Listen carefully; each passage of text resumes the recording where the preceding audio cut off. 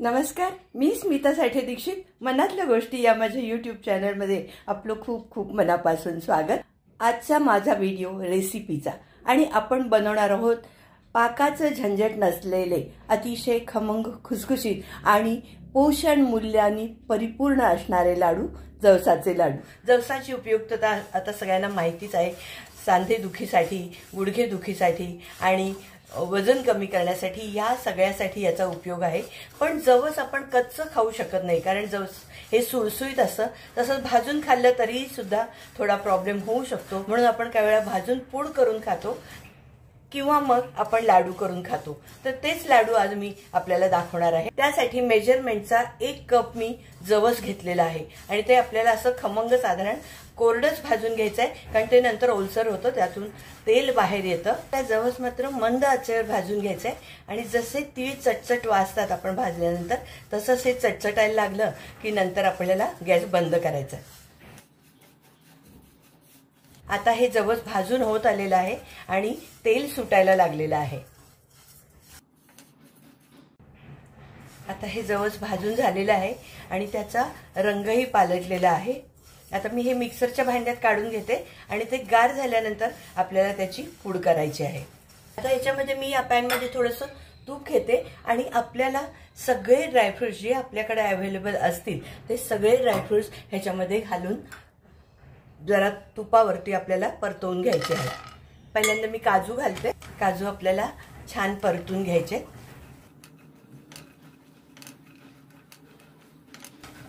आता काजू छान मग परतवून झालेले आहे तुपात, तेही मी आता काढून घेते. काजू मी आता काढून घेतले आणि आता मी याच्यामध्ये बदाम घालते. बदामही आपल्याला तुपावरती परतवून घ्यायचे. हे असे खमंग परतवून झालेले आहे. त्याचाही चटचट आवाज यायला लागला. आता तेही मी काढून घेते. त्यानंतर मी आता ह्याच्यात अक्रोड घेते. हे सगळे ड्रायफ्रूट आपल्याला तुपावर परतवून घ्यायचे आहेत आणि नंतर त्याची आपल्याला भरड अशी पूड करायची आहे. अक्रोडही छान परतवून झाले. तुपावर परतवून घेतल्यामुळं सगळ्या ड्रायफ्रुट्सना सुद्धा अशी खमंग अशी चव येते आणि लाडू अतिशय सुंदर लागतात. हे आता मी अक्रोड काढून घेते. आता परत थोडंसं मी तूप घालून घेते ह्याच्यात. अजून थोडे ड्रायफ्रुट्स आपल्याला फ्राय करायचे आहेत. आता मी घेतलाय खजूर आणि अंजीर. खजूर आणि अंजीर, खजुराच्या बिया काढल्या, मऊ खजूर होता त्या बिया काढल्या आणि अंजिराचे तुकडे करून घेतले आणि तेही आपल्याला आता हे तुपावरती फ्राय करायचं आहे.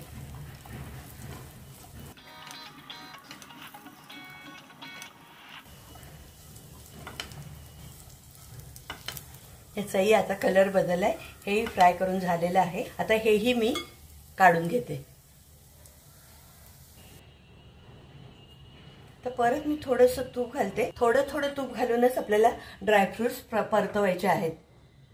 आता मी घेतल्यात इथे भोपळ्याच्या बिया घेतल्यात. त्याही अतिशय सुंदर लागतात आणि त्याच्यामध्ये सुद्धा आयर्न असतं. म्हणजे ऑल इन वन असेच हे लाडू म्हटले पाहिजेत, कारण शरीराला आवश्यक असणारे फायबर असेल, प्रोटीन असेल, आयर्न असेल, ह्या सगळ्या गोष्टी आपल्याला ह्या लाडूमधून मिळतात. शिवाय वजन कमी करण्यासाठी सुद्धा याचा उपयोग होतो. आता मी ह्या भोपळ्याच्या बियाही काढून घेते आणि आता मी घेणार आहे चिया सीड्स. चिया सीड्स म्हणजे हा सब्जा बीचाच एक प्रकार आहे, पण ह्याचा रंग भुरा असा आहे, करडा असा आहे, ब्लॅक नाही आहे. आणि ह्या चिया सीड्सचा वजन कमी करण्यासाठी फार उपयोग होतो आणि ह्याच्यात फायबर आहे, प्रोटीन आहे, म्हणून ह्या बिया सुद्धा मी घातलेल्या आहेत. जर आपल्याकडे ते अवेलेबल नसेल, नाही घातलं तरी सुद्धा चालू शकतं. म्हणजे ह्यातली जी कुठली आपल्याकडे ड्रायफ्रुट्स अवेलेबल असतील ते आपण घालून लाडू करायचे आहेत. ह्या चिया सीड्स सुद्धा मी आता थोड्याशा परतवून घेते.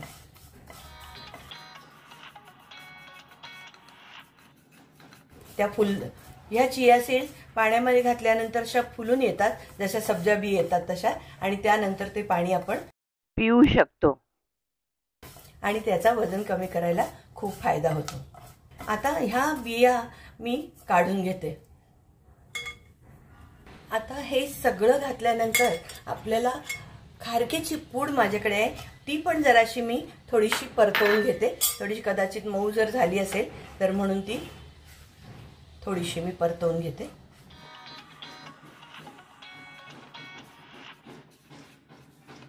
ही खारकेची पूड मात्र सेपरेट ठेवणार आहे. ती ऑलरेडी पूड आहे, त्यामुळे ते मी ड्रायफ्रूट सगळे एकत्र ठेवलेले आहेत. ते आपल्याला आता मिक्सरमध्ये भरड वाटून घ्यायचे आहेत. तर ही खारकेची पूड मी दुसऱ्या बाउलमध्ये काढून घेते. आणि यानंतर आता आपल्याला घालायचं आहे जे आपल्याला डिंक तळून घ्यायचं आहे. त्यासाठी मी जरा जास्त तूप घालते याच्यामध्ये, म्हणजे डिंक चांगला फुलून येईल.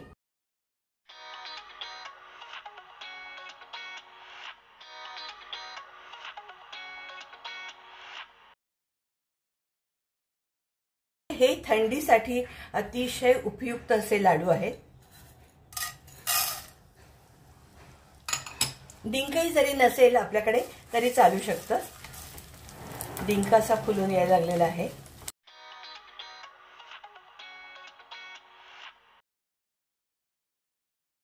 हा डिंक, फुललेला डिंक सुद्धा मी वेगळ्या बाउलमध्ये काढून घेणार आहे. ड्रायफ्रूटच्या बाउलमध्ये काढणार नाहीये, कारण हा आपल्याला सेपरेट चुरून घ्यावा लागेल.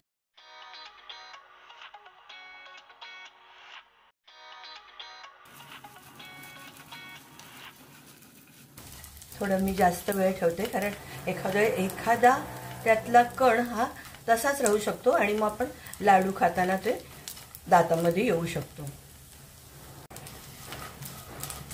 आता हा डिंक झालेला आहे, हा मी काढून घेते. आता परत ह्याच्यात मी तूप घालणार आहे. म्हणजे जवळजवळ या सगळ्यासाठी मिळून आपल्याला पाऊण कप तूप लागतंय. थोडंसं कमी जास्त चालू शकतंय. आणि आता ह्याच्यात मी थोडं जास्त तूप घातलं आणि आपल्याला ह्याच्यात कणिक भाजून घ्यायची आहे. जेवढं जवस मी घेतलेलं होतं, 1 कप भरून, मेजरमेंटचा 1 कप भरून मी जवस घेतलेलं होतं, तेवढाच कप भरून मी ही कणिक घेतलेली आहे. म्हणजे जवस आणि कणिक यांचं प्रमाण सेम ठेवायचं आहे. आणि गूळ सुद्धा आपल्याला हा 1 कप घ्यायचा आहे. म्हणजे आवडत असेल 1 कप घेतल्यावरती नॉर्मल गोड होते. जास्त जर गोड हवा असेल तर आपण जास्तही गूळ घातला तरी चालतो. पण जवस आणि कणिक ही समप्रमाणात घ्यायची आहे. आणि बाकी सगळे जे ड्रायफ्रुट्स आहेत ते आपल्याला कमी जास्त प्रमाणात घातले तरी चालू शकतात. जसे आपल्याकडे अवेलेबल असतील तसे ते आपण घालू शकतो. 1-2-3 ड्रायफ्रुट्स असतील तरी पण चालू शकते. पण डिंक अवश्य घालावा, कारण ह्या दिवसात त्याची आपल्याला गरज आहे.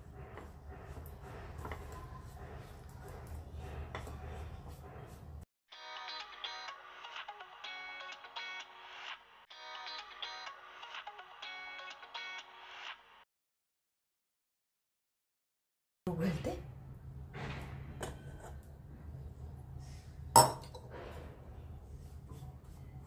ही कणिक आपल्याला अशी खमंग भाजून घ्यायची. कणकेचा खमंग वास सुटायला लागला की आपल्याला गॅस बंद करायचा आहे. आता आपल्याला गूळ जेव्हा आपण पहिल्यांदा सुरुवातीला आपण जेव्हा गूळ घेतो हा, आणि तो मी थोडासा पाण्यामध्ये विरघळायला ठेवलेला आहे. बारीक चिरून घ्यायचा आणि थोडासा पाण्यामध्ये विरघळायला ठेवायचा. आपल्याला ऍक्च्युली पाक करायचा नाही, ह्याच्यामध्ये पाकाचं टेन्शन अजिबात नाहीये. सर्वात महत्वाची गोष्ट म्हणजे यात पाकाचं टेन्शन अजिबात नाहीये.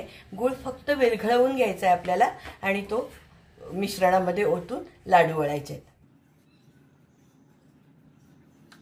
आता कणकेचा खमंग असा वास यायला लागलाय आणि रंगही बदललेला आहे.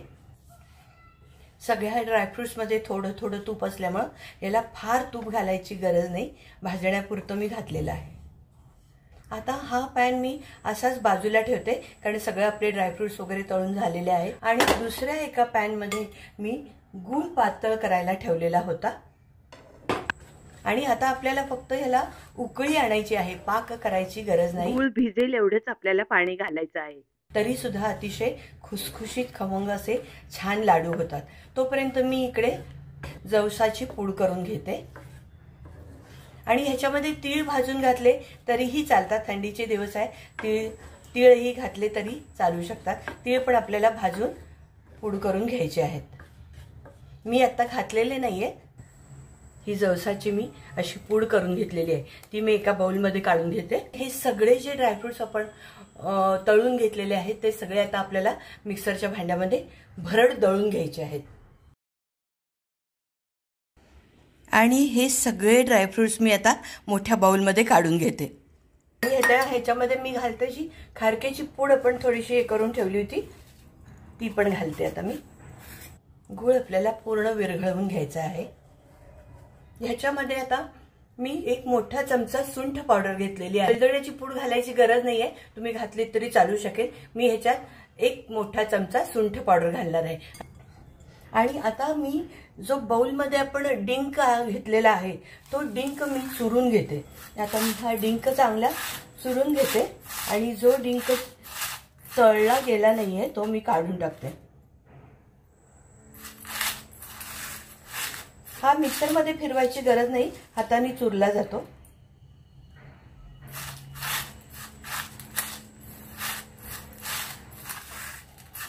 आणि असं चुरलेला डिंकही मी आता ह्याच्यात या मिश्रणात घालते। आता हा डिंकही मी ह्याच्यात घालून घेतलेला आहे। आणि हे जे ड्रायफ्रुट्स मी ज्यात ठेवले होते त्याच्यामध्ये थोडं तूप राहिलेलं आहे तेही मी ह्याच्यात घेते। आता हे मिश्रण आपल्याला छान असं मिक्स करायचं आहे।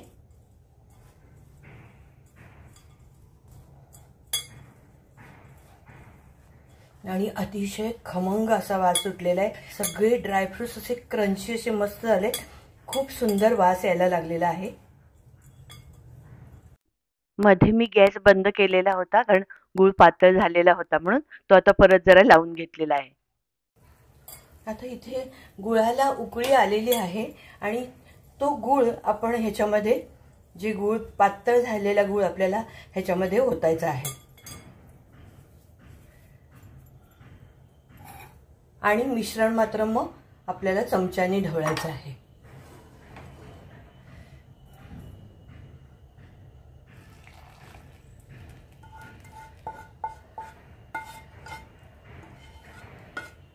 हाताने ढवळायचं नाहीये, आपल्याला चमच्याने ढवळायचं आहे। आणि आता मी ह्याच्यामध्ये आपण जी कणिक भाजून ठेवलेली आहे ती घालणार आहे। आता ह्याच्यात मी आपण भाजून ठेवलेली कणिक होती ती आपण ह्याच्यात घातलेली आहे आणि हे सगळं मिश्रण आपल्याला अतिशय छानपैकी असं मिक्स करून घ्यायचं आहे। अजून मिश्रण थोडं गरम आहे।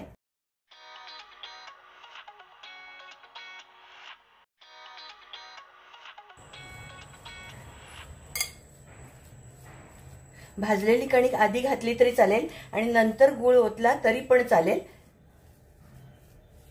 पण मिश्रण लवकर गार व्हावं म्हणून मी नंतर कणिक घातली। त्यामुळे आता पटकन हे गार होणार आहे आणि मला लाडू वळता येणार आहेत।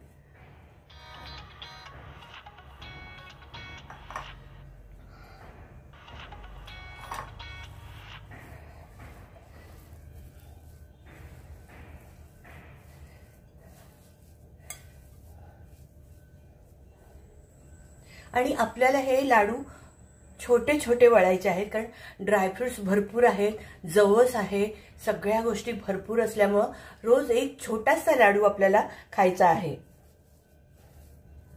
त्यामुळे लाडू आपल्याला छोटे छोटे वळायचे, म्हणजे मोठे वळले तरी चालतात पण आपल्याला छोटे छोटे वळायचे की एक अख्खा लाडू आपल्याला रोज एक छोटा लाडू खाल्ला की झालं।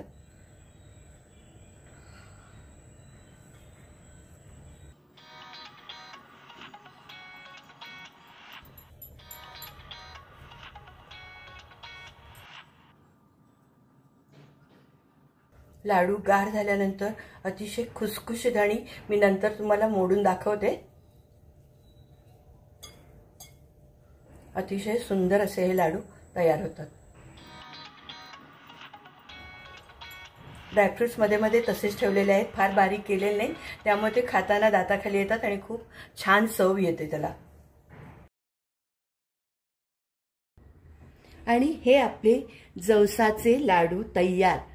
आणि मी एक लाडू तुम्हाला मोडून दाखवते, अतिशय खुसखुशीत असा हा लाडू झालेला आहे आणि पोषण मूल्यांनी परिपूर्ण असा हा लाडू आहे। नक्की करून बघा आणि रोज एक लाडू खात राहा। कसा वाटला व्हिडिओ नक्की सांगा। LCSS करा, like, comment, share and subscribe. नमस्कार।